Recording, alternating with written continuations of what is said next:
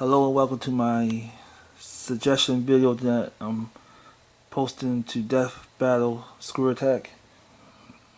Keep in mind that these videos are not affiliated with Screwattack whatsoever. It's just me being a fan that I am, trying to pitch a few suggestions to hopefully have them make it into future Death Battle videos.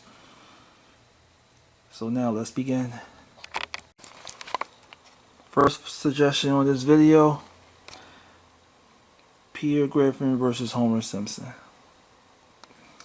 Yep, this battle. Right now, this battle should...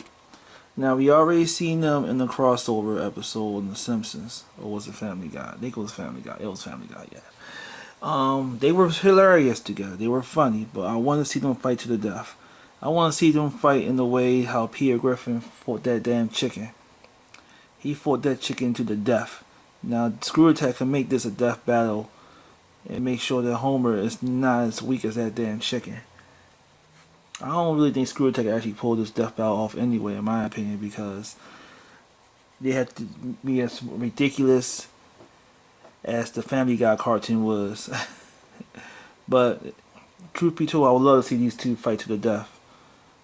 I mean, yes, in a way, Peter Griffin ripped off Homer Simpson, but if Screwattack want to keep using cliche battles like the Flash versus Quicksilver and Deathstroke versus Deadpool, might as well keep it straightforward with Homer versus Peter.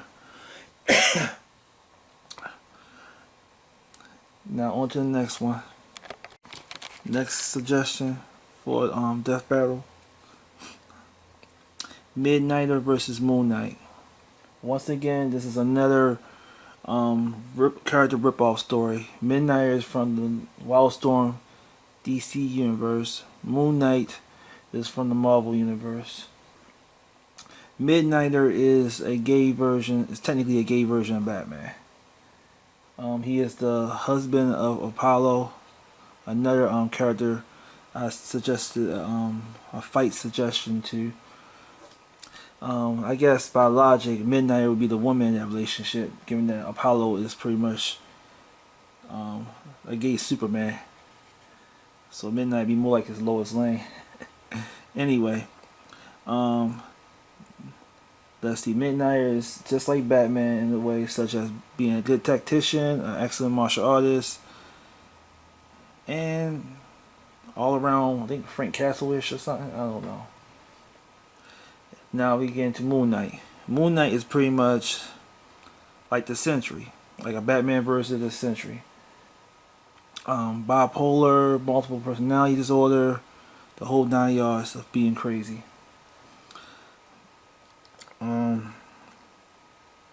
So like I said, he's like I said, it's a rip-off of Batman, and just like the Sentry, he got multiple personality disorder. One moment he thinks he's one person, and next moment he thinks he's another person.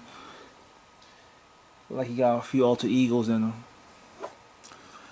Now I think these two people should fight to the death to see who is the better Batman copy. I mean, Screwattack could make a good joke about this if they could. And just something I want to pitch to them. I mean, can't go wrong with seeing who's the better Batman ripoff. Over to the next suggestion. My third suggestion: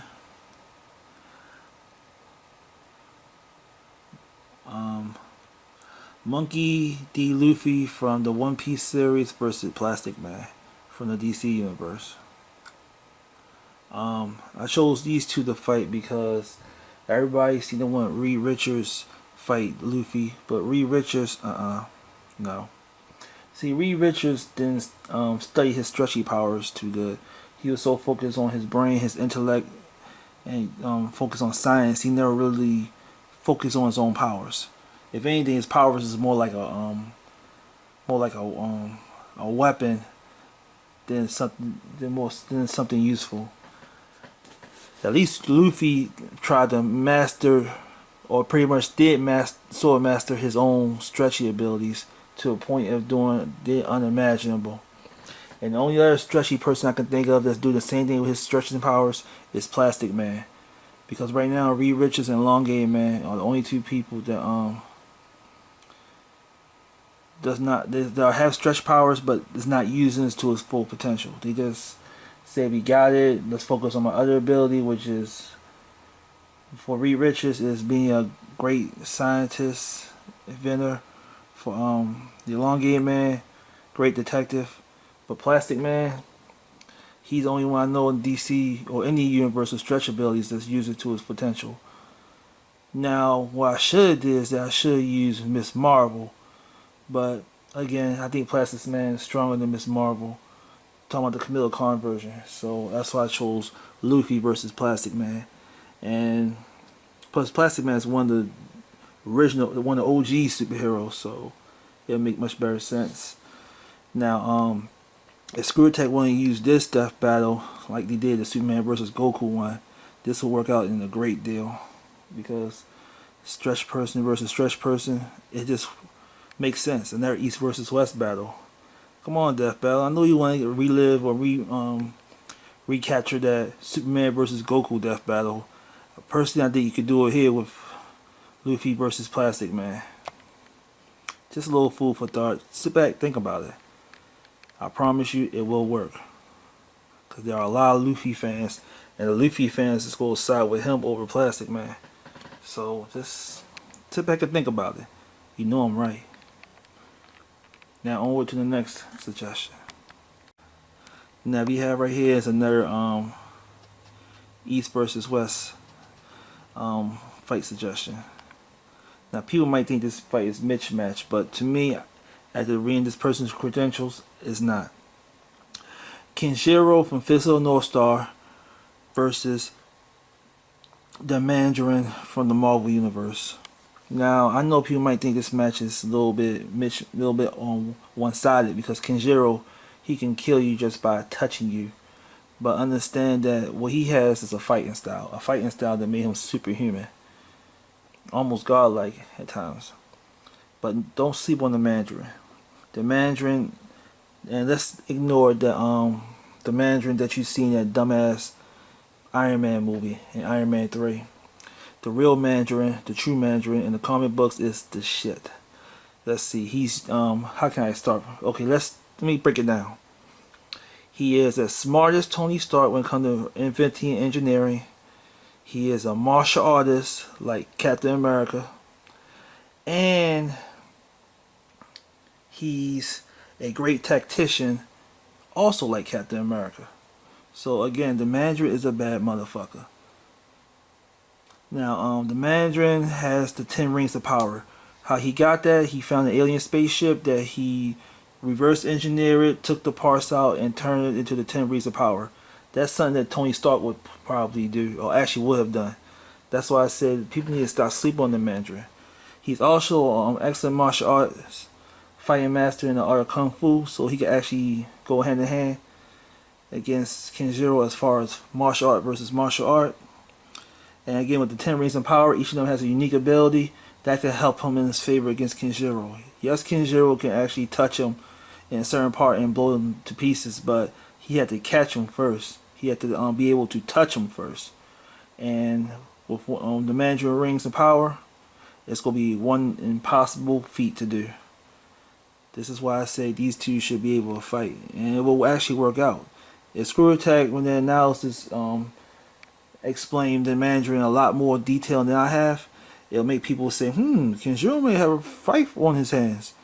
But that's why I suggest this to be an excellent death battle.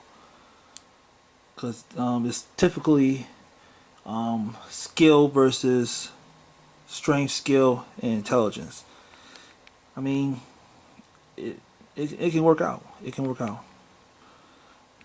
Onward to the next death battle suggestion. This is the last one on this particular video. Kenshin Himura versus Afro Samurai. Now, I know people might think it's also another one-sided video, but understand that both of these guys are the most dangerous swordsmen in their respective series, and it makes a lot of sense to have them fight to the death in a death battle, or one of those Bat in the Sun type battles, or cartoon Hooligans battle in a comedic way, I guess. But they'll think of something. Someone will make these two fight to the death. Let's see. Kenshin Mora is known as the Batosai. Roughly translate manslaughterer, manslayer, mankiller, however you want to do it, however you want to pronounce it, but slayer of men, put it like that. And his reputation is legendary in his own TV series, in his own movie special. So that means for him to have that title, that means he is a badass like no other. Then you got Afro Samurai. Now keep in mind that on his head is a #1 headband. In his world, the #1 headband is the most. It's pretty much, you wear that and you earn it. You are the top dog. You are the #1 most dangerous person on the planet. And also it makes you a marked target. So in Afro Samurai's defense, imagine being the one that wears the headband. Your reputation makes you the most dangerous person in the world, and it's like at least over 1 trillion people in the world alone. So imagine that each and every day that there's always going to be one person that's going to try to kill you or beat you just to get that damn #1 headband. Maybe try, so that means you have to be constantly awake every time, hoping that nobody try to kill you. That would sharpen his skills to the point of insanity. So like I said, that's a lot of pressure to be the most dangerous person, and for him to constantly live like that makes him an incredibly dangerous person, especially since he earned that headband the old-fashioned way by fighting and winning his battle. Bottom line is that this is why I chose these two to be fighting to the death, because I think it's an excellent battle for two top guys in their top respective series, fighting to the death to see who will be superior, who will come out on top, and who will prevail. Now, Screwattack, I suggest you think about this death battle because this may be a bit challenging even for you. Yeah, this is about it. This is pretty much it for this particular video. If you agree or disagree with me, leave your comments below, subscribe, vote, and once again, thank you for watching my videos, and hopefully you can watch my other videos as I post in the near future.